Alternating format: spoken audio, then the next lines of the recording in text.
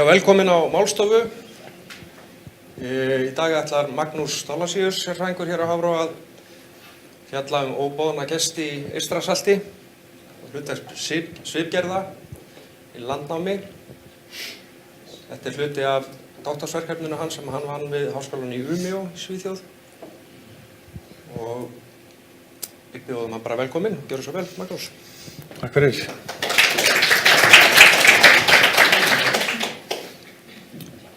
Já, eins og sagði, það var þetta hluti af doktorsnáminu mínu. Þess að ég ætla að fara núna yfir þessa tegund og hlutar svipgerða við dreifingu ágengra tegunda og svo fara svolítið hratt yfir 3/4 af doktorsverkefninu. Það sem sagt byrja út af því að mannlegur flutningur ágengra tegunda. Það orðið svo hraður flutningur bara á fólki og vörum og öllu og krafa styttri tíma og þá náttúrulega skorið niður í til dæmis eftirliti. Eins og flestir vita þá hefur þetta mikil áhrif á vistkerfi. Til dæmis eyðing stofna þekkt sums staðar og víðtækar breytingar á lífríki. Fann þessa grein hérna sem sýnir svolítið vel hvað þetta kostar í rauninni. Þetta er væntanlega mjög gróflega metið en það einhver sem mata 2009 að kostnaður á heimsvísu sem kemur til vegna ágengra tegunda sé 5% af heimsframleiðslu eða 1,4 trilljón dollarar sem þá rétt ímynd sér hvað sé núna þá. Þessi tegund sem ég ekki fundi neitt íslenskt heita á, þetta er rángópi. Upprunnin í Svartahafi og Kaspíska hafi, grænusvæðin. Það tók einhvern tímann fyrir 1990 að dreifa sér með kjölvatni talið og fannst hérna í Danskflóa í Pólandi og í Norður-Ameríku sama ár, 1990. Og síðan búin að vera svona smám saman, dreifa sér meginland Evrópu og stórhluta Norður-Ameríku. Það sé komin í eiginlega allar ár og vötn í mestmegnis á meginlandi Evrópu til dæmis. Þetta svona árásargjarn, frekur og yfirráðasvæði, þó hann sé frekar lítill og veiklulegur. Og sennilega hefur ekki síðan hér ennþá út af því að hann hefur fundist í minni seltuheldur en einhverju gerist í Atlantshafinu.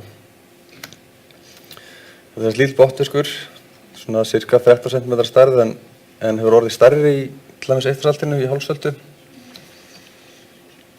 Hann velur sér grýttan botn á sumrin, 0-5 metra dýpri, þar sem hann fjölgar sér og þar sem það hentugt hitastig og stöðugt veður þá hafa þeir fjölgað sér alltaf 6 sinnum á ári. Og þá þegar hengar verða kynþroska þá breyta þeir lit, verða kolsvartir, höfuð breikkar sem sennilega því þeir berjast búsvæði og þurfa svo að verja hólur og þá þeir breiðari framan frá. Þannig að tálknlokin þenjast út og gera þá svona, hann virka stærri. Þetta mitt kynþroska karlfiskur hérna. Hann 25 cm sem 2013 var hann þá stærsti sem það fundist í Eystrasalti. Í Gdansflóa sem fundist fyrst, þá eftir 10-15 ár, þá var verið að mæla ennþá þéttleika þeirra og það sem var grýttur botn og hentugast fyrir að vera fundust þeir í alltaf 30 einstaklingum per fermeter á botninum. Og einmitt að dreifa sér ekki bara með sundi og kjölvatni heldur festa egg á harðalhluti, allt hart yfirborð, meðal annars akkeri og það talið í Evrópu þá séu til dæmis smábátaeigendur sem með báta og kerrum og svoleiðis það festa eggin á akkerinn og bátana og svo búið að komast að því að eggin geta verið sólarhring á landi án þess að drepast. Þá klaktist alveg 75% samt. Og í rauninni eini kosturinn við þetta hvað þetta var gott viðfangsefni þegar maður að skoða dreifingu á ágengum tegundum. Þeir uppgötvaðir snemma, bæði í Norður-Ameríku og Eystrasaltinu og búin að vera að dreifa sér síðan. Það kemur að svipgerðum. Það eru svipgerðir sem lögun og stærð, atferli og lífeðlisfræði sem svona einkenni sem hægt að nota til að einkenna hvern einstakling. Og þegar að stofninn farin að dreifa sér út fyrir náttúrulegt svæði, þá yfirleitt einhver svona einkenni, einhverjir innan stofnsins sem bera ákveðin svipgerð einkenni sem gerir þeim kleift að komast hraðar, dreifa sér hraðar sem sagt. Og þá sem sagt þegar komið að því að fjölga sér, þá kannski þeir sem eru á fremstu línu í að dreifa sér bara innan einstaklinga með sömu einkenni, fjölga sér innan þá og þá úr því vera afkvæmið með ennþá ýktari svona einkenni sem að til dæmis hefur fundist í drekaflugum sem að dreifa sér og þá voru þar sem eru með lengri vangi, það eða minni orku í að fljúga sem sagt og komast á lengri burtu.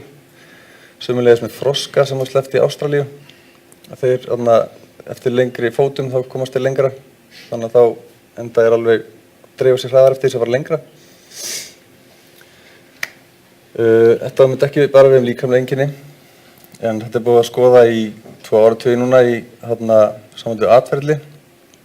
Þetta sérst atferli sem var fyrst skoðað bara í fólki, búið að reyna finna einkenni við einstaklinga sem að lýsa þeim og fylgir þeim alla ævina. Til dæmis hvernig fólk heldur til í hóp, hversu mikið maður hreyfir sig og hugrekki.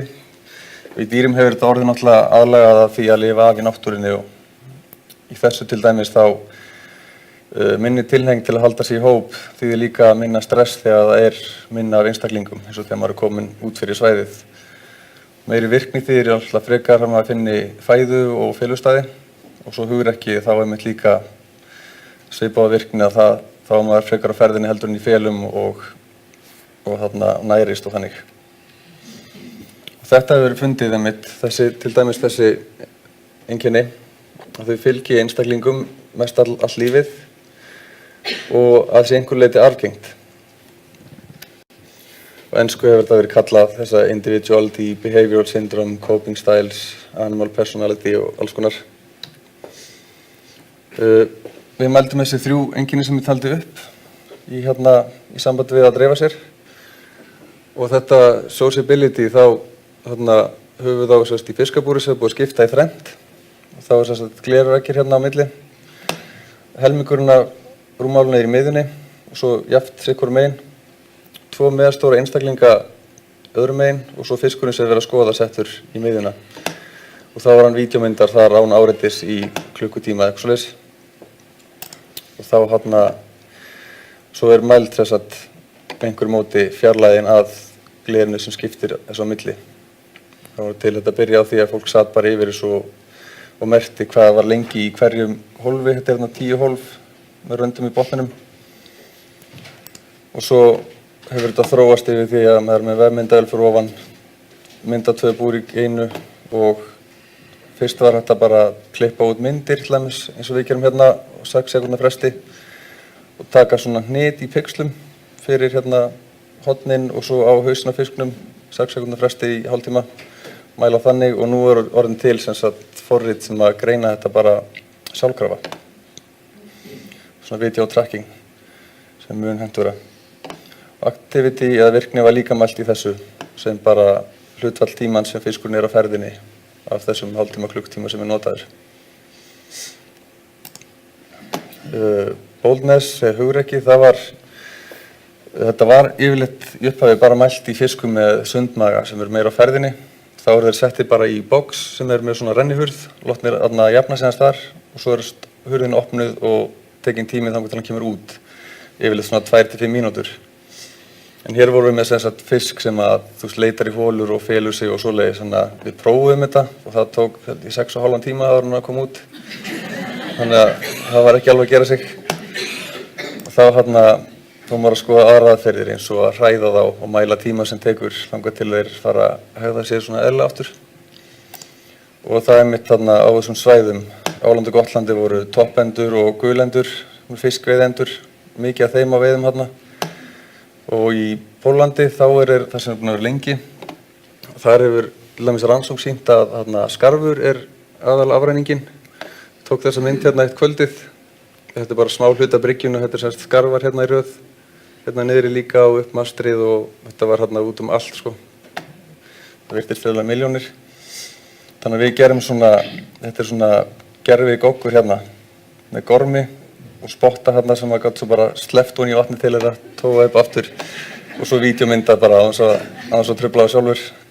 Og Þá var þetta að skoða svo vídeóin bara og taka tíman þangað til þeir fara að hreyfa sig aftur.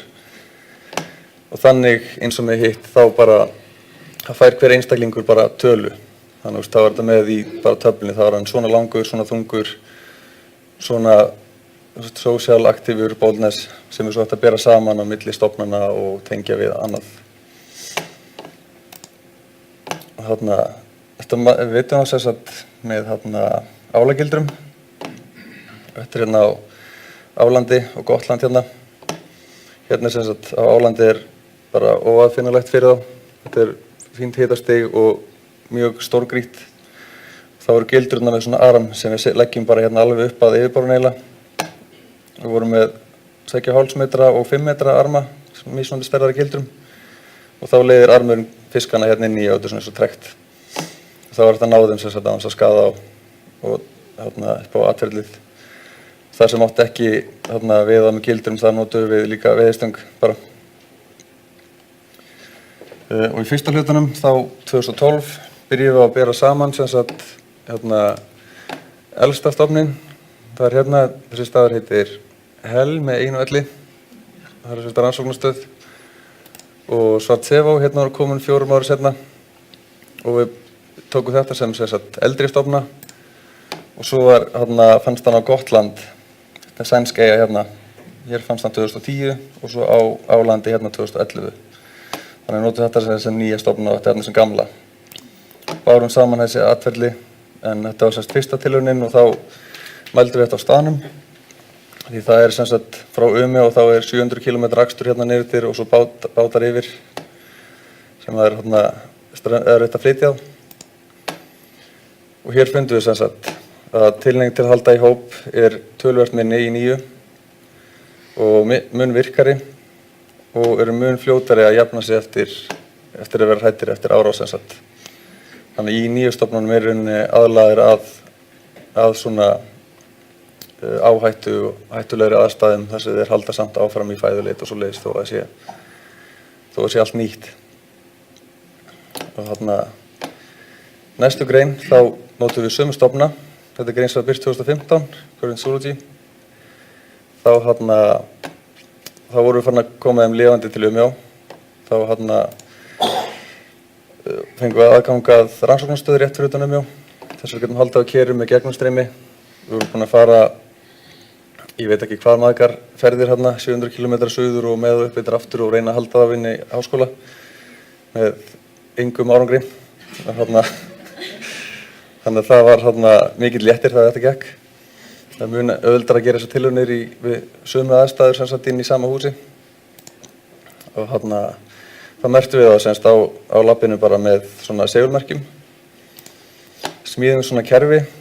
Þetta sem sagt ker hérna, hvert ker svona með ferreindingslega botn sem 110 x 110 cm og svona 30-40 cm vatnsyfirborð og þetta eru rör hérna á milli. 25 cm þvermál og svo þetta sjálfur ykkur lesari með svona loftnet á hverju keri. Þá settum við á 10 einu hérna í endan og skildu eftir í sólarhring bara án truflunar. Þá les þetta af hvenær hvaða einstaklingur syndir í gegn og hversu flottir dreifa sér. Og þar kom í ljós að það var að tengja atferli við hversu flottir dreifa sér í nýju stofnunum en ekki gömlu. Það er búið að þróa spurt þar því það komið svo mikil þéttleiki og allt annað atferli náttúrulega. Það voru þeir sem meira virkir í hinum tilraununum, þeir byrjuðu fyrir að dreifa sér. Og svo kom svolítið svona öfugsnúin niðurstaða í það að meðal sociability hjá yfir hópinn þýddi það að þeir dreifðu sér fyrr. En það hefur verið fundið í öðrum tilraunum líka sem að fundum við það sama á hinni tilrauninni að þeir dreifa sér fyrr eftir sem eru minna sósíal, meira aktífir og meira hugaðir. En þá eru hér kannski með 10 fiska þar sem eru meira en helmingurinn svona sósíal og svo eru 2 eða 3 sem eru það ekki. Þá sækja náttúrulega hinir í þessa 2 eða 3 og í rauninni smala þeim út og svo verða þeir einmanna á fylgja eftir. Og þannig að þetta var, þriðja hluta. Þá sem sagt skoðum við bara nýju stofnuna, Áland og Gotland. Þetta er mjög gróft þessast hafnirnar hérna, grænu það eru sem stofnir sem við notum í hinateluninnar. Hérna höfnin í Álandi og rauðu svæðin eru þá allt þar fyrir utan þar sem við í rauninni gátum veitt með gildrum. Það töluvert meira hérna á Álandi. En þar veitum við sem sagt 4 sinnum á hverjum stað, 2 á sumri. Það var 2013 og 2014, merktum alla á staðnum með svona segulmerkjum. Það var alveg 1000 fiskar á Álandi og 500 á Gotland. Og endurheimturnar voru 3 einstaklingar. Þannig að þeir fjölga sér mjög hratt þarna. Það til dæmis sko í gildrurnar þá 2014 minnum við að verið, þá fengum við í eina gildur hérna á Álandi 73 einstaklinga yfir eina nótt. Í samanburði við þarna hérna á Rauðusvæðunum fengum við oft sko 1 til 3 einstaklinga 2012 og 13 sko yfir allt sumarið. En þarna hér sem sagt kom í ljós 2014 mikil aukning í afla og sóknareiningu. Það er sem sagt afli per gildru fyrir 1 sólarhring á hérna Rauðusvæðunum. Sem þýðir sem það bil 3 til 5 ár frá því að fiskurinn uppgötast og þangað til hann fer í rauninni bara í miklu magni að dreifa sér. Og þar voru líka fluttir allnokkrir til Umeå, ca. 50 frá hverjum stofni. Og þar kom í ljós að sósíalhegðun var mun minni hjá þeim sem eru utan við höfnina og minni líkastar líka. Það var sem sagt þeir sem að dreifa sér fyrst út fyrir. Þá til að taka þetta saman, það var sem sagt í ungum stofnum, það voru einstaklingar sem fórast að vera í hópi eða þola betur að vera á nýjum stöðum, veru hugæðri og meira virkir, fæðu og magleit. Dreifingi tengd atferli í nýjum stofnum en það virðist þróast burt. Þannig að maður skoða staðinn, þá er þetta áberandi fyrst þegar koma og svo fjölgar þeim þar og þá í rauninni er val fyrir öðru heldur en þessu. Þannig að þetta atferli hérna, þetta er í rauninni bara á fremstu línu þar sem þeir eru að dreifa sér og tollur svo í nokkur ára eftir. Og já, eftir landnám 3 til 5 ár við þessar aðstæður, breytilegt eftir svæðum og þá er það sem sagt, þá hefur atferlið áhrif á það hvaða einstaklingar dreifa sér fyrst og þá heldur þetta áfram. Og þá var náttúrulega spurningin hvort þessi hætta á þeir komi hingað. Þá er alltaf þetta með seltuna í Atlantshafinu. Hún er of há fyrir með það sem hafa fundist hingað til. Og sem gæti þá náttúrulega verið leyst með því að einhverjar hafnir séu nálægt Árósum eða svoleiðis. Ég held að fiskarnir þolir örugglega í smá tíma þannig að ef þeir kæmust þá gæti það nú bjargast og ég veit að þessi fiskur sem sagt flundran er farin að valda vandræðum hérna ferskvass. Ég sé rannsóknir að rángópi sé að valda flundrunni vandræðum annars staðar þannig að gæti nú haldist eitthvað hendur og hann hefur komist sem sagt frá Svartahafi til Norður-Ameríku og mér skilst að einhverju erfræðingar hafa haldið fram að hann hafi farið sem Svartahaf til Norður-Ameríku og þaðan til Eystrasaltsins í kjölvatni, en það var ekki alveg vitasamt. Og svo hefur hann farið að finnast alltaf víðar og víðar. Þannig að til dæmis í Varberg í Svíþjóð hefur hann fundist í höfninni þar, en samskipið til dæmis með siglingar beint þaðan. Danir hafa mælt þetta vel með frá ströndum hjá sér.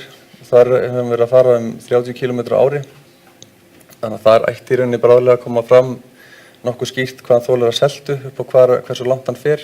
Þetta liggur það hendugt úr Eystrasaltinu alltaf. Og hann hefur fundist í kringum Rotterdam alltaf í vötnunum þar fyrir innan. Þannig að það er í rauninni bara til getgátur þetta en það er aldrei að vita. Svo á lokum, ef einhver verður var við hann einhvers staðar, þá getur hann verið mjög breytilegur. Þannig sem sagt, þessir hérna eru veiddir í ferskvatni í Basel í Sviss. Þetta er hérna úr Álandi, þessi frá Álandi líka og þessi frá Pólandi. Þannig að hængarnir verða svona svartir þegar eru kynþroska en eru svo ýmist svona mjög gjarnan svona ljósir en geta líka verið svona skrautlegir eða mikið eftir botninum. En hann þekkist alltaf á svörtum bletti hérna framur í bakhauganum. Hann einkennir fiskinn alltaf og þó hann sé orðinn svartur þá sést hann hérna aðeins. Þannig það alltaf hægt að greina hann á þessu. Og veiðist auðveldlega á flest allt sem hann kemur upp í sig. Hann ekki selektífur og yfirleitt auðvelt að veiði gildrur og allt svoleiðis. Hann kemst áfram meira á því að fjölga sér hratt heldur en að vera mjög hæfur. Og já, það má endilega láta mig vita að þið finni hann. En fleira var það ekki hjá mér.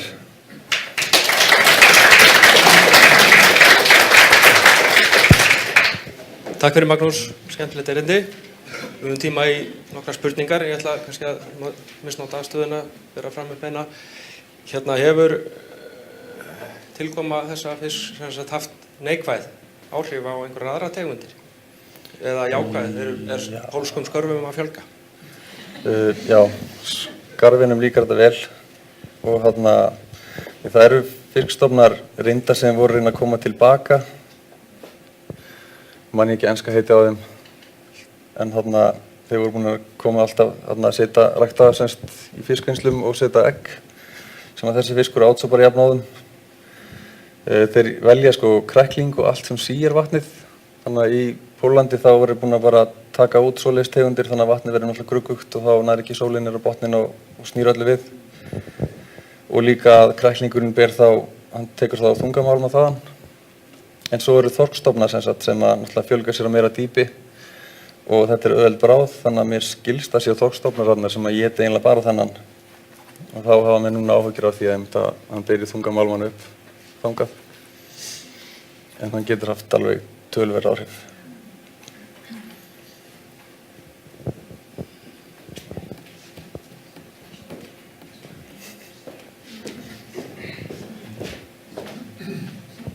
Takk Magnús, skemmtilegt erindi.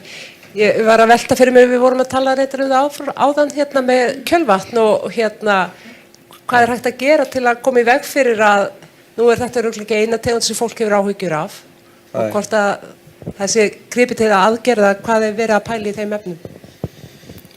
Það var, ég skilst það búið að prófa alveg rosalega margt og margt að því virkar en er of kostnaðarsamt. Eins og svona síur, þetta þarf náttúrulega að dæla svo hratt að síur og svoleiðis það er vesen á því. Það verður prófað útvalbart ljós og efni og svoleiðis sem er náttúrulega skelfileg fyrir umhverfið og sinn hátt. Þannig að í rauninni held ég hafi reynst bara best þessi skylda til að skipta út vatninu. Og þessi fiskur náttúrulega þolir ekki seltuna þannig að ef það er gert svona, ef því er sint þá gæti þetta nú sloppið ansi lengi en samt ekki víst. Þannig að það er, já, ég veit ekki til þess að sé önnur úrræði þar.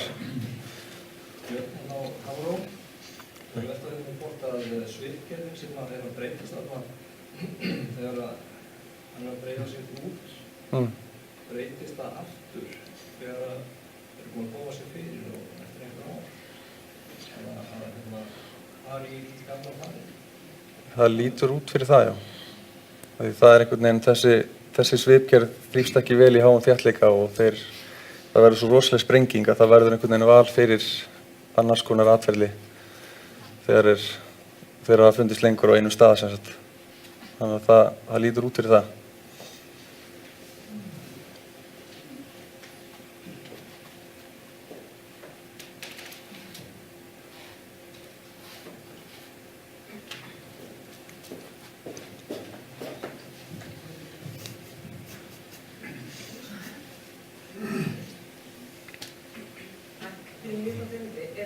Þessi svipgerð, er þetta genetísk svipgerð eða er þetta skar mikið plasticity í svipgerðinu?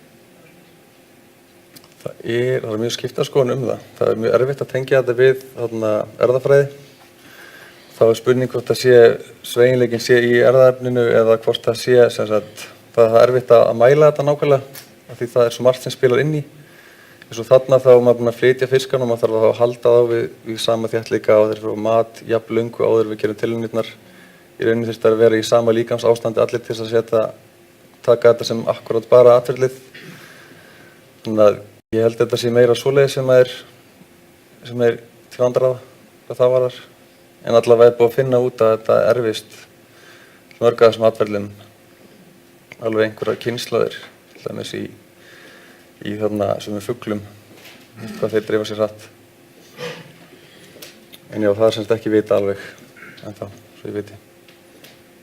Það er allavega val gegn þessu þegar þegar hann er komin á staðinn og síðan er hann að börtast svona tilbaka í hina svipgerðina eða aðhaldsgerðina eða... Já, þá í rauninni held ég að þeir einstaklingar sem bera akkurat þessa svipgerð, þeir einhvern veginn þrífast ekki lengur og þá er valið í hina áttina smám saman. En það er ekki að einstaklingurinn breytist heldur, bara detta út þessir einstaklingar.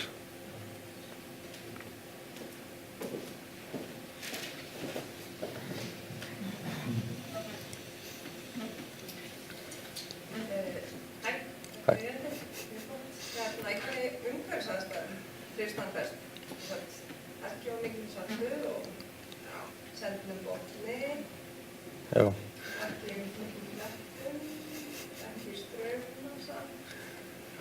Það er sem sagt... Það er þá í Árósum þar sem er grýttur botn, aðalega.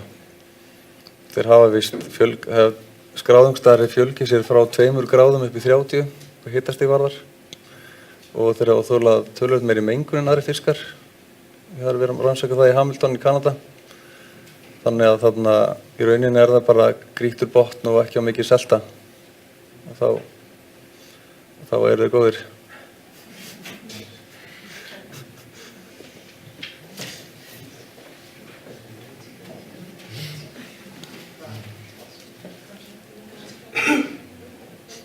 Hefur ekki komið fram neginn tillaga íslenskt nafn? Nei. Gunnar Jónsson aðeins? Nei, ekki ennþá. Það er bara búið okkur til. Og auglýsum við með þetta tillögum? Magnús, er það ekki alveg upp í Vestmanns Árópu? Er hann bara í Árópu? Jú, hann finnst í ánum í meginlandi Evrópu og er núna sem sagt að finnast víðar og víðar í sem sagt Laxá, þar sem fólk er alveg að fara á taugum yfir því. Og núna semst er að bara reyna að hindra það náttúrulega og svo er maður allir svolítið svona að bíða svo hvað gerist, hvernig það fer. Það er ekki gengið vel að hindra hana því hann er einhvern veginn harður af sig með aðra tegundir. Það er auðvitað að stoppa hann semst, annars að stoppa allt. Er hann veittur? Er hann svona nýttur á einhvern hátt? Já, hann er veittur mikið í Seyra Eystrasalti og veldir notaður í fóður og svoleiðis. Og mér skilst að hann teki bara lofstæti í Svartahafinu. Hann er víst mjög góður til átu. Þeir á rannsóknastofnuninni á Álandi, þeir höfðu prófað allskyns uppskriftir og rosa góður reyktur skilst mér. Og ég fór með honum einu sinni inn á veitingastað sem hann mætti bara með fullt dæmi og spurði hvort þeir var ekki til að prófa þetta. Þeir var ekki tekið vel. Það er svolítið lítil matur í þessu en það er samt borðað sem staðar og er víst alveg ágætur. Fólk nefnir að flaka hann.